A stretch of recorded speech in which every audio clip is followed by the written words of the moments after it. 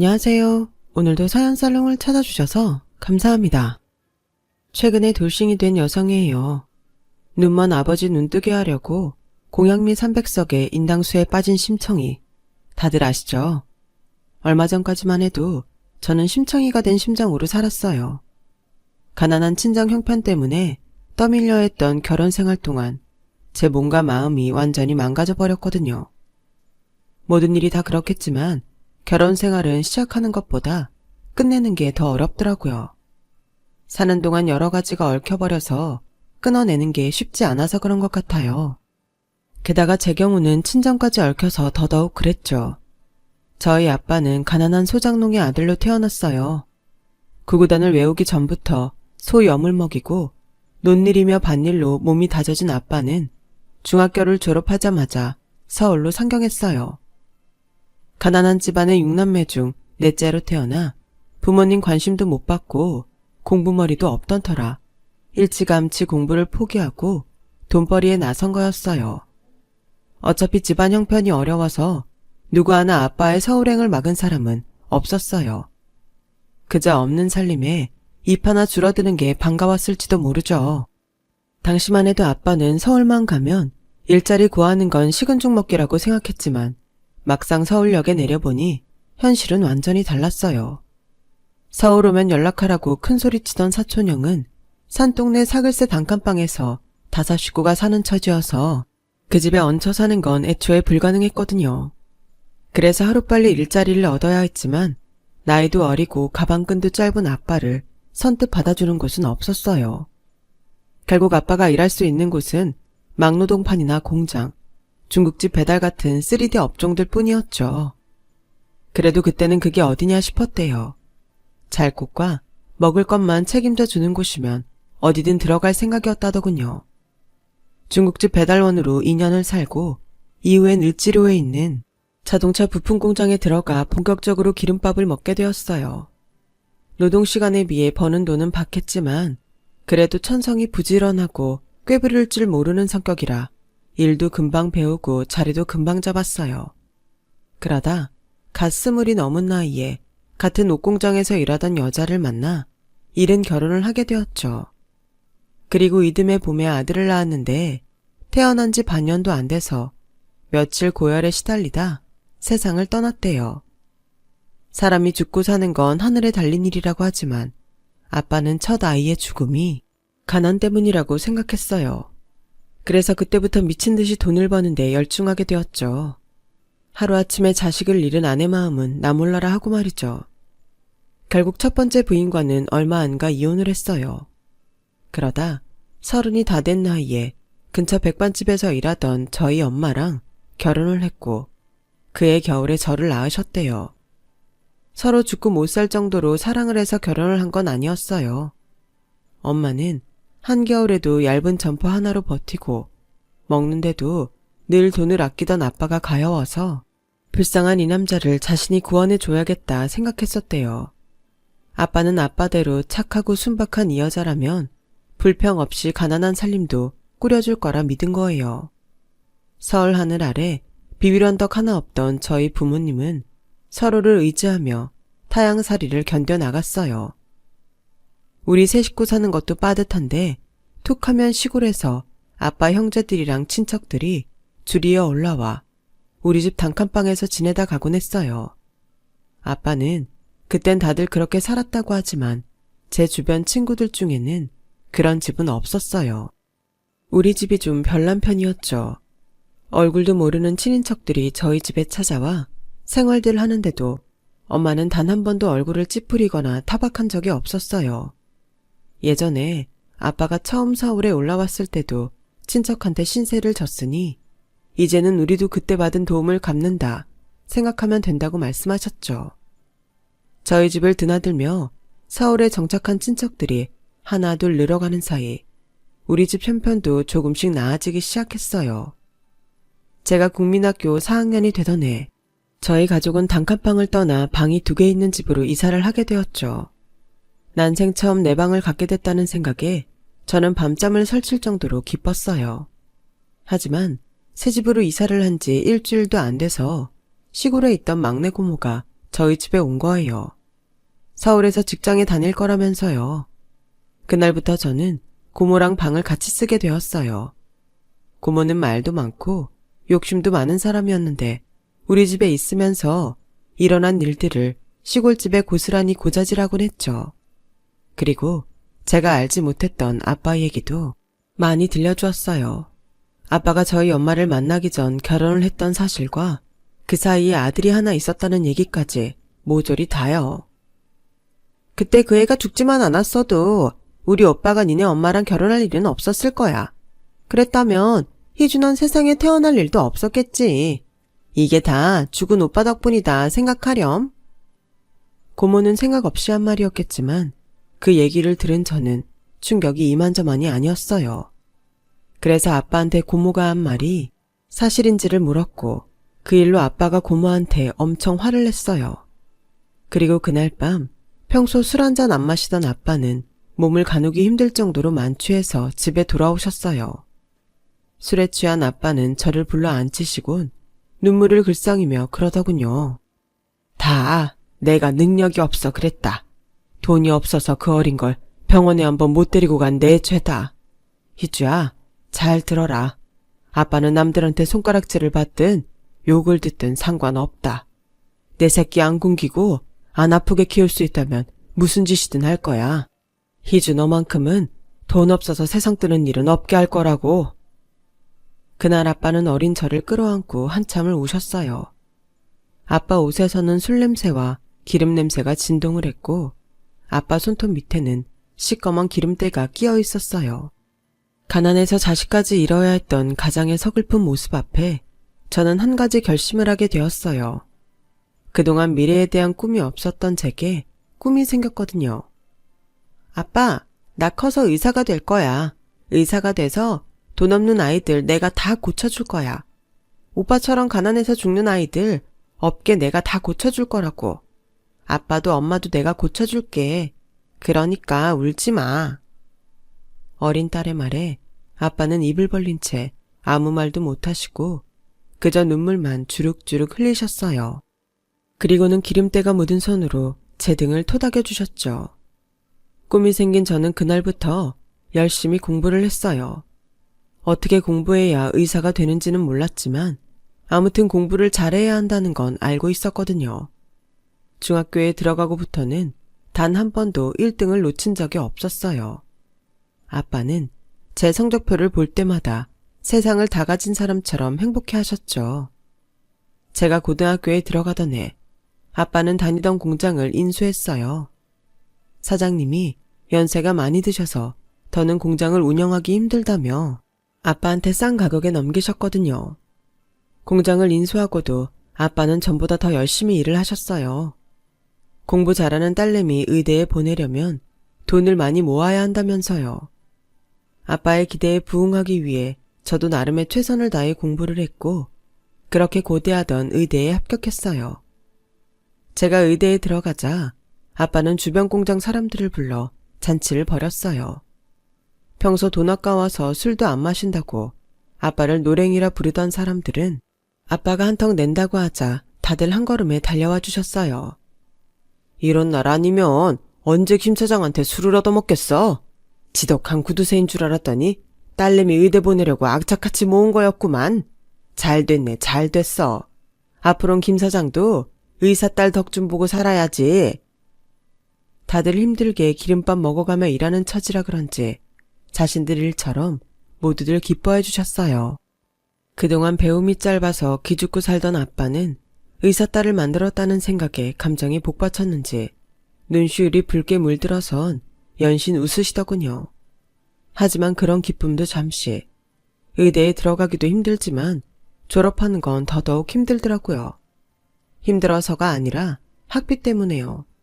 돈 없는 집 자식들은 의대에 다니지 말라는 건지 등록금 고지서를 받을 때마다 한숨이 나올 지경이었죠. 바쁜 시간을 쪼개서 과외도 여러 개 하며 돈을 벌어댔지만 학비를 내기엔 턱없이 부족했어요. 아빠는 등록금 걱정 말라고 하시지만 저희 집 사정 뻔히 아는데 어떻게 걱정을 안 할 수 있겠어요.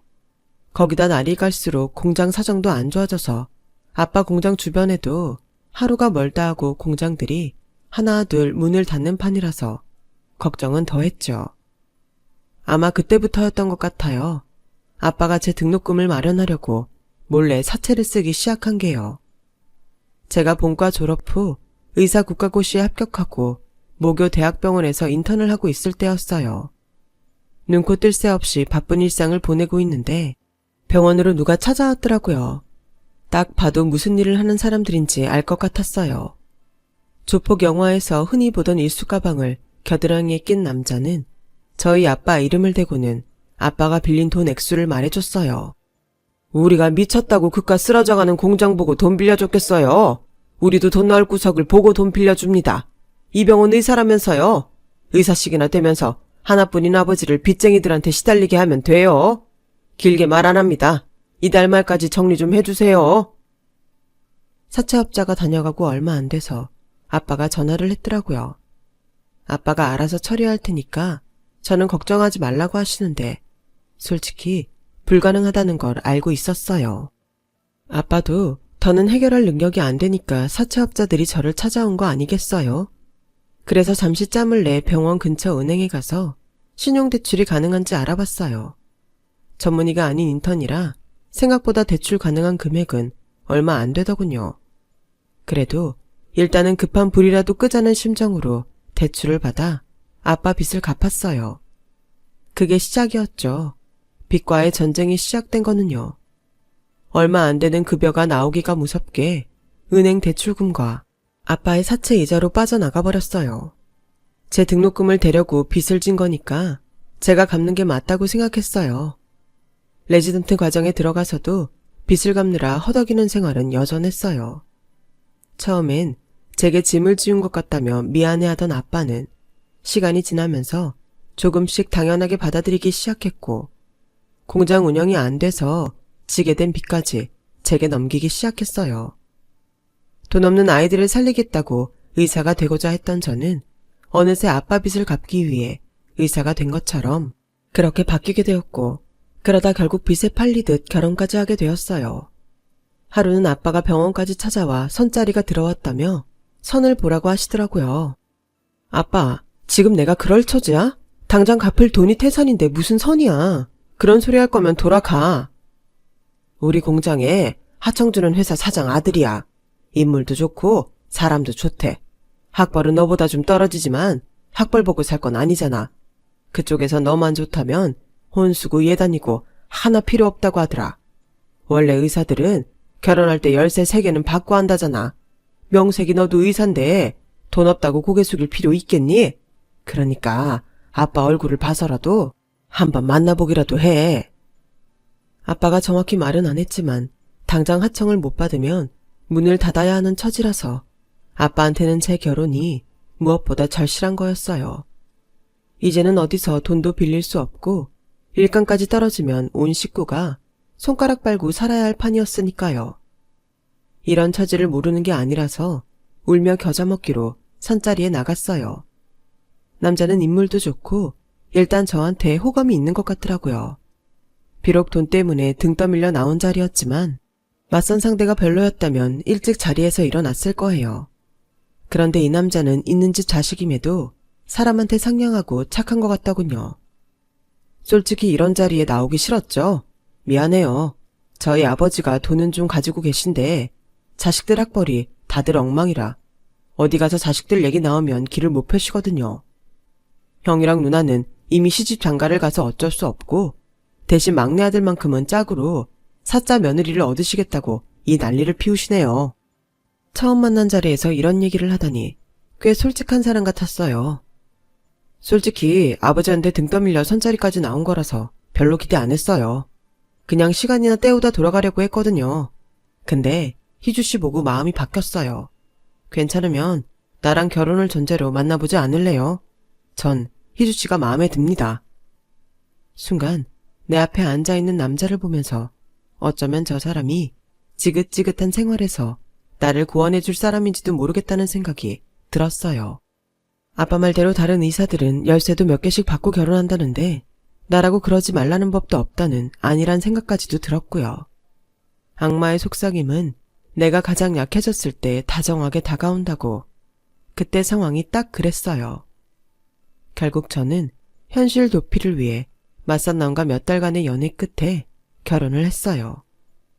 제 손으로 지옥 문을 열고 스스로 지옥에 들어간 셈이었죠. 결혼을 하면서 시댁에서 저희 집 빚을 모두 갚아주었어요. 혼수며 예단도 시아버지께서 미리 돈을 보내주셔서 그 돈으로 했고요. 부잣집으로 시집간다는 말에 아빠 형제들은 어떻게든 연줄을 대서 자신들도 콩고물을 얻어먹으려고 난리도 아니었어요. 우리가 힘들 땐 연락도 않고 발길도 끊던 사람들이 말이에요. 힘들 때 진짜 내 사람이 가려진다고 긴 세월 동안 저희 집을 거쳐간 사람들 중에 저희가 힘들 때 도움을 준 사람은 단 한 명도 없었어요. 그런데 부자 사위를 얻는다니까 다들 하루가 멀다 하고 저희 집을 찾는 걸 보니 가증스럽더군요. 그런 사람들 앞에서 아빠는 오랜만에 어깨에 힘을 주더군요. 그래, 이렇게라도 사람들 앞에서 우리 아빠 길을 세워줄 수 있으니 다행이다 생각했어요. 신혼생활은 시댁에서 마련해준 42평 주상복합 아파트에서 시작했어요. 저희 병원 근처라서 출퇴근도 편하고 무엇보다 전망이 좋았어요. 태어나서 처음으로 이런 고급스러운 집에서 살게 된 저는 한동안 이게 꿈이 아닐까 하는 생각을 하곤 했어요. 딱히 귀찮게 하는 시댁 식구도 없고 남편 역시 저의 바쁜 병원 생활을 이해해줘서 걱정할 게 없었어요. 그런데 제가 모르는 사이 뒤에서는 많은 일들이 벌어지고 있었더라고요. 저는 그걸 까맣게 모른 채 그저 내 남편이 나를 많이 아끼는구나 하고 착각을 했지 뭐예요. 아내가 예쁘면 처갓집 말뚝만 봐도 절을 한다고 제 남편은 저보다 제 친정을 살뜰히 돌봤어요. 명절이나 부모님 생신뿐만 아니라 툭하면 제 친정을 찾곤 했거든요. 부모님 용돈도 잘 챙기고 아빠 공장 문제로 집안에 목돈 들어갈 일이 생기면 제가 말하기도 전에 자기가 먼저 친정에 돈을 보내드리곤 했어요. 남편이 이렇게 제 친정에 잘하니까 저도 시댁에 잘하게 되더라고요. 레지던트 과정을 끝내고 전문의가 되자마자 그동안 저희 집 사정을 봐주신 시부모님께 종합검진을 해드렸어요. 없는 거 없이 잘 사시는 분들께 건강보다 더 필요한 건 없겠다 싶었거든요.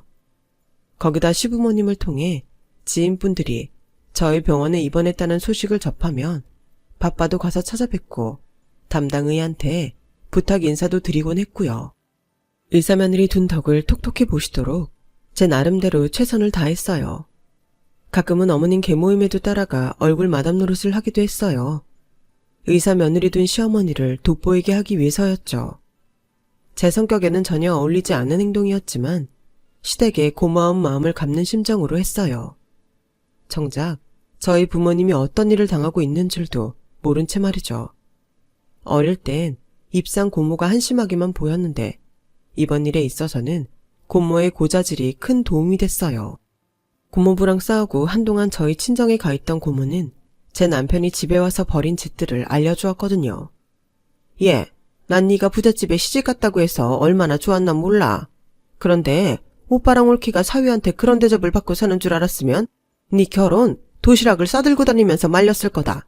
세상에, 아무리 지가 돈이 있어도 그렇지 어떻게 장인한테 무릎 꿇으란 소리를 할 수가 있어? 고모, 지금 뭐라고 그랬어? 그이가 아빠한테 무릎을 꿇으라고 했다고?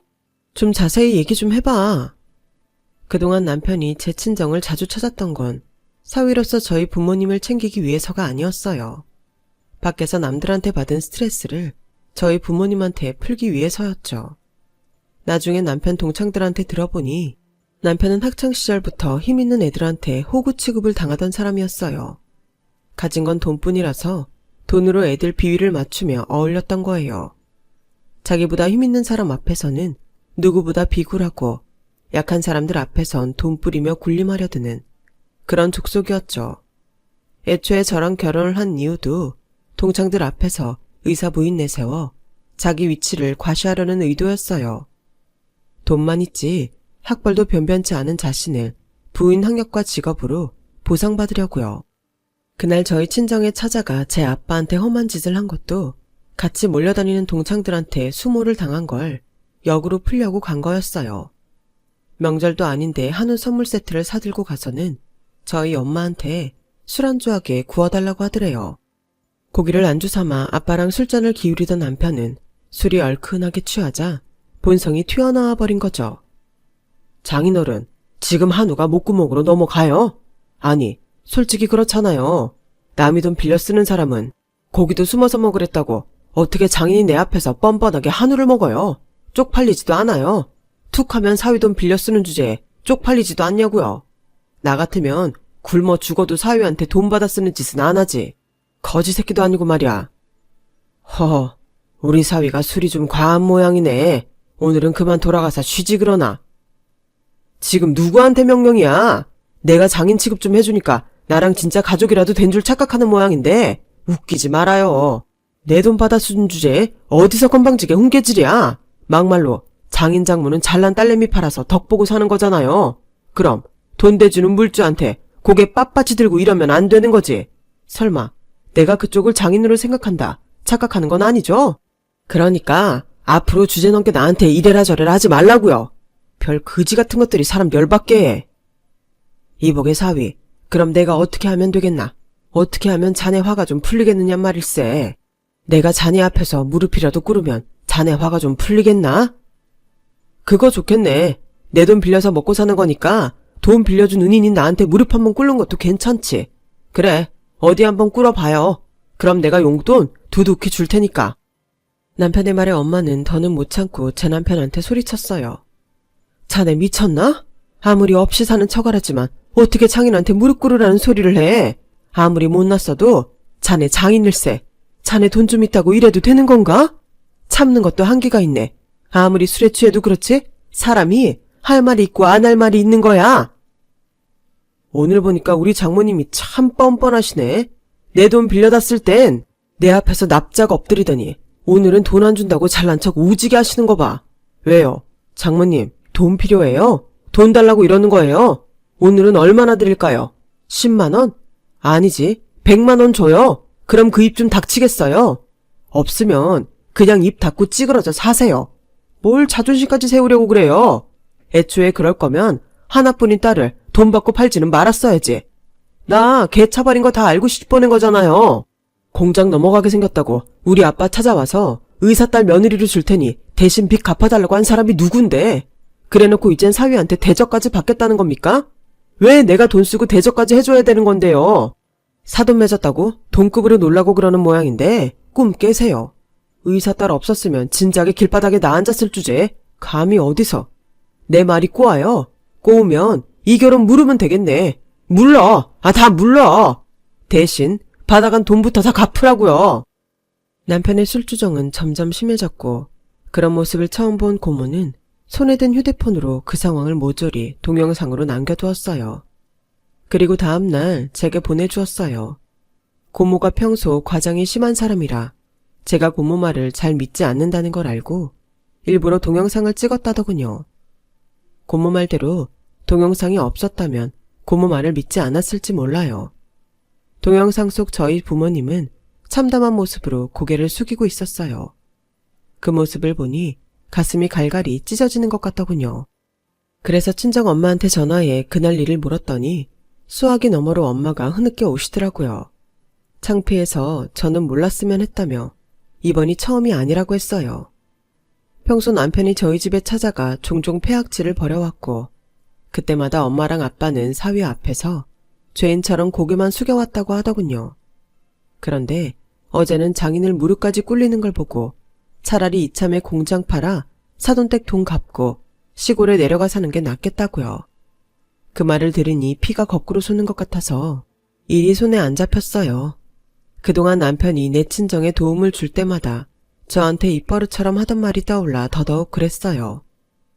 당신 부모님들은 자기 딸 의사 못 만들었으면 어쩔 뻔했어. 모르긴 해도 세상에 태어나 제일 잘한 일이 딸내미 의사 만든 일일 거야.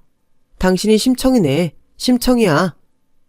그땐 그저 자기가 사위 노릇 좀 한 걸 내 앞에서 생색내려고 그러는가 보다 했는데 이런 내막이 있을 줄이야. 그래서 남편한테 전화를 걸어 지금 만나자고 했어요. 그랬더니 남편이 마침 잘 됐다며 자기가 있는 곳으로 오라고 하더군요. 남편이 보낸 주소를 따라가 보니 와인바였어요.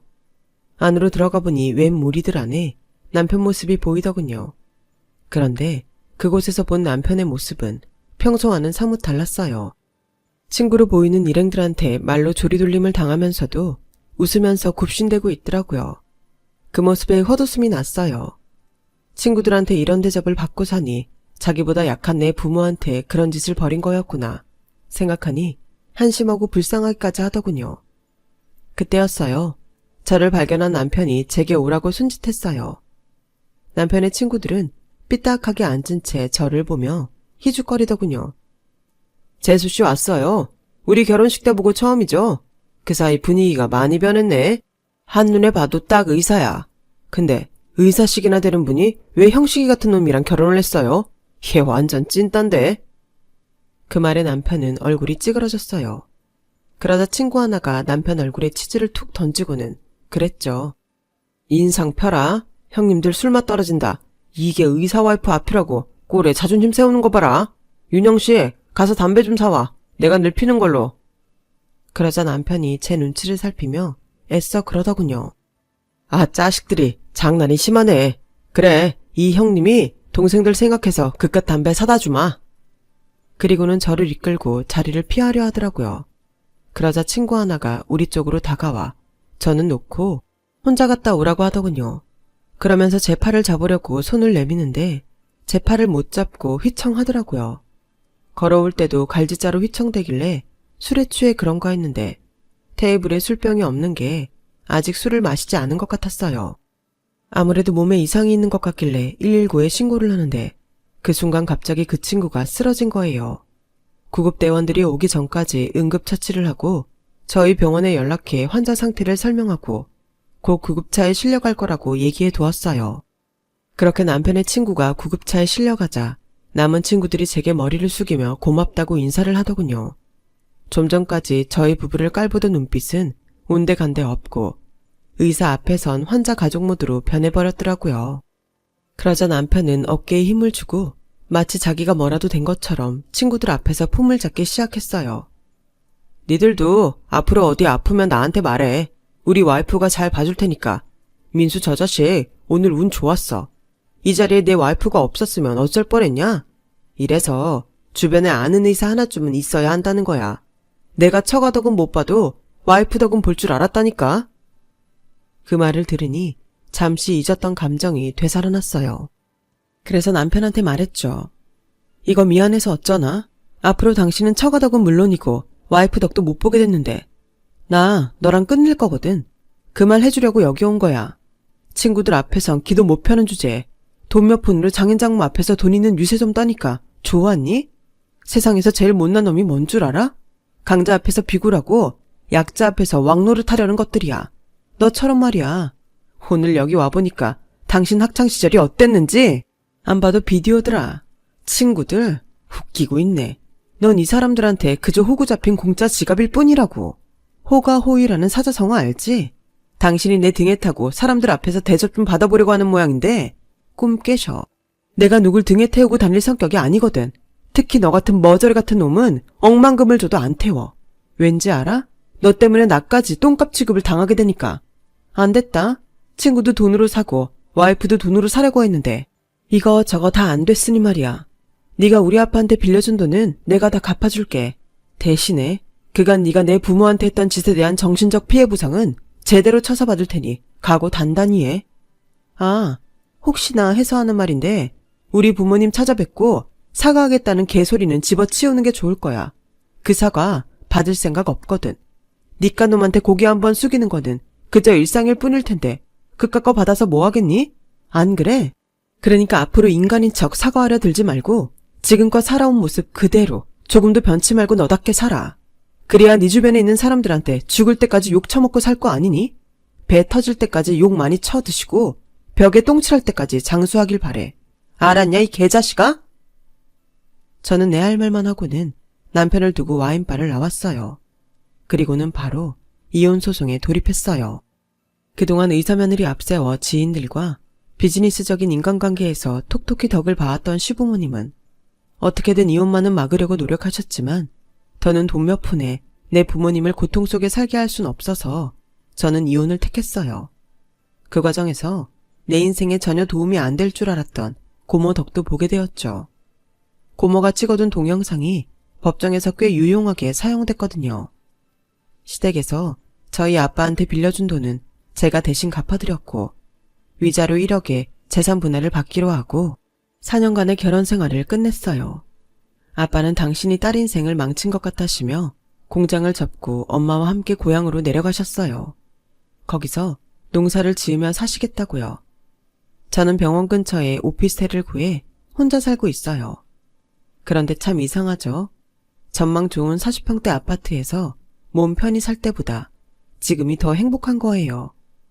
좁고 허름해도 내 손으로 마련한 집에 살아서 그런가 봐요.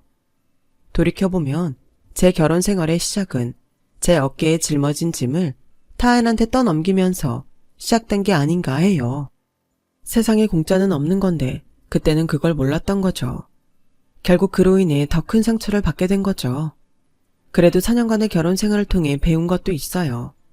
행복은 남의 손으로 만드는 게 아니라 내 손에 흙을 묻혀가며 차근차근 만들어 가야 한다는 걸 알았거든요. 그러니 저한테 이혼은 불행이 아니라 행복의 시작이 될 거라 믿어요. 그래서 학창시절에 공부를 열심히 했던 것처럼 이제부터는 내 인생의 행복을 이루기 위해 하루하루 열심히 노력할 생각입니다. 지금까지 제 사연을 들어주셔서 감사합니다. 열심히 사시는 여러분, 복 받으실 거예요. 여러분, 사연 댓글에 응원과 현명한 조언 부탁드려요. 좋아요와 구독은 저에게 큰 힘이 됩니다. 오늘도 좋은 일 가득하세요.